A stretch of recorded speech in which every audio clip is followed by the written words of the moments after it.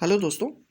आज के इस वीडियो में हम डिस्कस करने वाले हैं फाइनल अकाउंट प्रिपेयर करना under the banking regulation act. हमने आपसे पिछले पार्ट में डिस्कस किया था कि बैंक क्या काम करती है, बैंक कितने तरीके की होती है, बैंक कौन कौन से अकाउंट ओपन करती है और सारी चीज़ें हमने डिस्कस की थी। प्लस हमने एक बात और भी आपको बताई थी कि सेकेंड पार्ट में हम डिस्कस करने वाले हैं इनके फाइनल अकाउंटिंग के बारे में कि आखिर एक बैंक अपनी फाइनेंशियल स्टेटमेंट को किस तरीके से प्रेजेंट करती है। वो जो प्रेजेंटेशन होती है वो बैंकिंग रेगुलेशन एक्ट 1949 के अकॉर्डिंगली होती है और ये बैलेंस शीट बिल्कुल वर्टिकल फॉर्मेट में बनाई जाती है। ये किस तरह से होती है ज़रा इसके बारे में हम देखते हैं। आप यहाँ पे अपनी स्क्रीन पे जो देख रहे हो ये है बैलेंस शीट का फॉर्मेट और यहाँ पे हम क्या करते हैं कि सबसे ऊपर हमारे पास होता है ऑप्शन कैपिटल एंड लाइबिलिटीज़ का। इस कैपिटल एंड लाइबिलिटीज़ में हम कौन कौन सी चीज़ें मेंशन करते हैं, हम अपनी जो भी कैपिटल है, जो भी हमारा पेड अप कैपिटल है, इसका पूरा समेशन हम मेंशन करते हैं। जो भी रिजर्व्स एंड सरप्लस हैं वो मेंशन करते हैं। जो भी हमारे पास डिपॉजिट्स हैं जो मुझे रिफंड, क्योंकि बैंक के बाद पॉइंट ऑफ व्यू से अगर आप बात करोगे यूजुअली डिपॉजिट हम अपने बैलेंस शीट के एसेट साइड में दिखाते हैं क्योंकि ये मेरे लिए बेनिफिट होती है।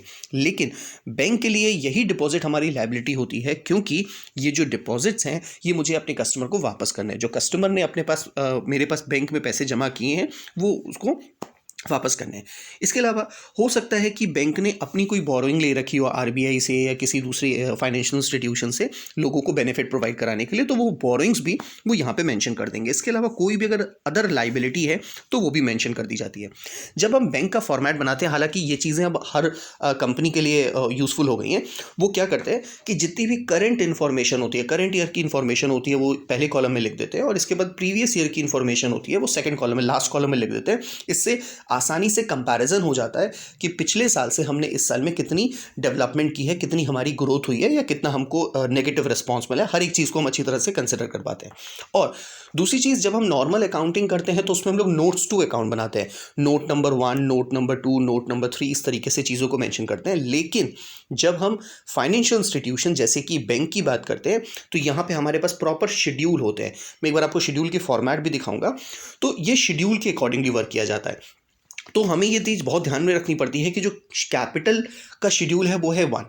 ये कभी चेंज नहीं हो सकता। जब हम नॉर्मल फाइनेंशियल अकाउंटिंग बनाते थे तो उसमें क्या होता था कि आप अकाउंटिंग बना रहे हो और उसमें कोई भी नंबर आता है तो नोट 1, नोट 2, नोट 3, अगर ज़रूरत है तो नोट 4, नहीं तो कोई ज़रूरत नहीं होती। लेकिन जब हम यहाँ बैंकिंग कंपनी की बात करते हैं तो यहाँ पे फिक्स शेड्यूल है और मुझे इसी के अकॉर्डिंग ही बनाना होगा। इसको हम लोग कहीं से डिफीट नहीं कर सकते। तो कैपिटल का होगा शेड्यूल 1, रिजर्व्स एंड सरप्लस का होगा शेड्यूल 2, डिपॉजिट्स का होगा शेड्यूल 3, बोरोइंग्स का होगा शेड्यूल 4 और अदर लाइबिलिटीज़ का होगा शेड्यूल 5। इसी तरीके से जब हम एसेट के पास जाएंगे तो यहाँ पे हमें cash in hand and balance with RBI. आपको पता होगा कि जब हम बैंक की बात करते हैं तो बैंक के पास अपने पास कुछ पैसा रखा होगा। दो तरह की चीज़ें होती हैं, एक होता है एसएलआर जिसको हम स्टैट्यूटरी लिक्विड रेशियो कहते हैं और एक होता है सीआरआर, कैश रिजर्व रेशियो। तो जो कैश रिजर्व रेशियो होता है वो बेसिकली हम क्या करते हैं, बैंक के पास जमा करके रखते हैं। तो जो पैसा मेरे पास है एसएलआर के रूप में और जो पैसा बैंक के पास है तो अल्टीमेटली मेरा ही पैसा जो मुझे रिसीव करना है, तो मेरे लिए वो एसेट है। ये सारी शेड्यूल हम 6 में मेंशन करते हैं। Balance with other banks money at call at short notice. हो सकता है कि हम किसी बैंक से डील करते हैं, जैसे फॉर एग्जांपल कई बार आपने देखा होगा कि ओबीसी कैनरा बैंक से कोई किसी न किसी काउंसिल के लिए लिंकेज होता है या किसी बैंक का किसी दूसरे बैंक के साथ लिंकेज होता है। तो अगर मेरा पैसा, मेरे ब्रांच का पैसा किसी और के पास रखा है जिसको हम बस कॉल करेंगे और मुझे मिल जाएगा, मेरे लिए वो बहुत लिक्विड की तरह है, मतलब वो मेरे लिए कोई वैसा कोई फिक्स की तरह नहीं है, तो उसको भी हम लोग अपना एसेट ट्रीट करेंगे। बट उन सभी चीज़ों को बाइफिकेट करेंगे हम शेड्यूल 7 में।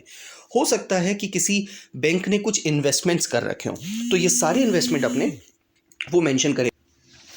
इसी तरीके से अगर हम बात करें एडवांसेस के बारे में, तो कंपनी हो सकता है किसी को एडवांस दे के बैठी हो, यानी कि किसी कंपनी के कुछ पैसे किसी के पास as a loan and advance company ने किसी को दिया हो। जैसे कि कंपनी किसी को टर्म लोन देती है, कंपनी किसी को ओवरड्राफ्ट देती है, तो ये पैसा वो है जो बैंक को रिकवर करना है फ्रॉम क्लाइंट या फ्रॉम कस्टमर, तो वो अपने एडवांसेस में मेंशन करती है।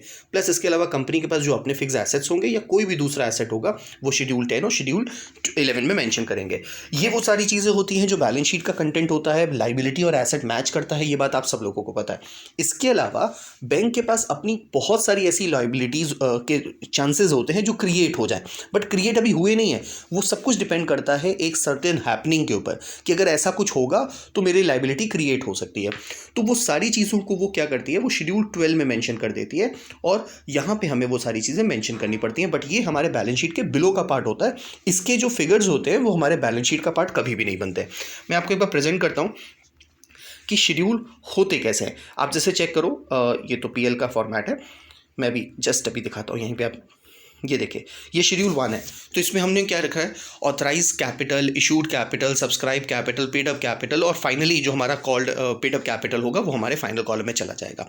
इसी तरह से रिजर्व्स में देखो तो जितने भी तरह के रिजर्व्स हैं, ओपनिंग जो भी बैलेंस हो गया, फिर उसमें मैंने एडिशन कितना किया, उसमें से मैंने कितना विड्रॉ किया है, जो फाइनल अमाउंट होगा वो यहाँ पे चला जाएगा। इसी तरह से कैपिटल रिजर्व में, शेयर प्रीमियम में, रेवेन्यू में, हर एक चीज़ यहाँ पे मेंशन हो जाती है।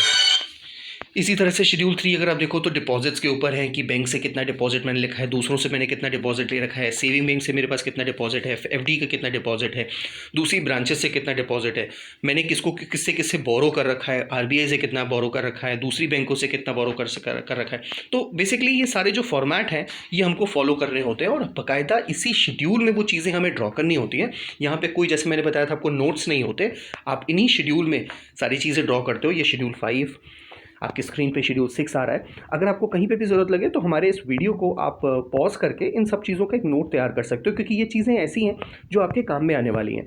कभी भी अगर आप कभी भी बैंकिंग कंपनी में जाओगे तो आपको पता होना चाहिए, कभी किसी ऑडिट के लिए जा रहे हो या कभी किसी तरह के कोई काम के लिए जा रहे हो या कभी इसी कंपनी में आपको मुझे जॉब करनी हो, तो कल को आपसे कोई पूछे या कोई आपसे क्वेरी करे तो आपको ये सारी चीज़ें पता होनी चाहिए। ऐसा ना हो कि आप वहाँ बिल्कुल ब्लैंक हो जाओ और यही अगर आप अच्छी तरह से नॉलेज लेकर के जाओगे तो सामने वाले पर्सन को लगेगा यार ये तो अच्छा है, इसके पास तो अच्छी खासी नॉलेज है, तो मुझे इसको बहुत ज़्यादा ट्रेन करने की ज़रूरत नहीं पड़ेगी। इसी तरीके से ये शेड्यूल 10 है फिक्स एसेट के लिए, जो अभी आप अपने स्क्रीन पे देख रहे हो, जो भी एडिशन सब्ट्रैक्शंस हुए हैं वो सब आप दिखा दोगे। कोई भी इसके अलावा एसेट है तो वो ये मेंशन कर दोगे। मैं आपसे बात कर रहा था कॉन्टिजेंट लाइबिलिटी के बारे में, शेड्यूल 12। ये 5-6 चीज़ें होती हैं जो हम लोगों को याद रखनी पड़ती हैं कि कभी अगर आप एग्ज़ाम भी दोगे ना तो एग्ज़ाम में भी ये चीज़ें आपसे पूछी जाती हैं कि what is schedule 12 of contingent liability under the financial banking institutions act. तो आपको ये 6 चीज़ें आपको मेंशन करनी होती है। जैसे क्या क्या चीज़ें होती है, एक बार जल्दी से देख लेते हैं। Claims against bank not acknowledge as डेब्ट, वो डेब्ट जो अभी एक्नॉलेज तो नहीं हुए बट अगर हो गए तो हमको पे करने पड़ेंगे। Liability for partly paid investments, liability on account of outstanding forward exchange contract, guarantee given on behalf of constituents in India and outside India, acceptance endorsements and other obligation, other items for which bank is contingently liable, किसी भी दूसरी liability के लिए जिसके लिए bank contingently liable है, वो सारी चीज़ें आपको देखने की ज़रूरत है। Thank you for watching this video, have a nice day.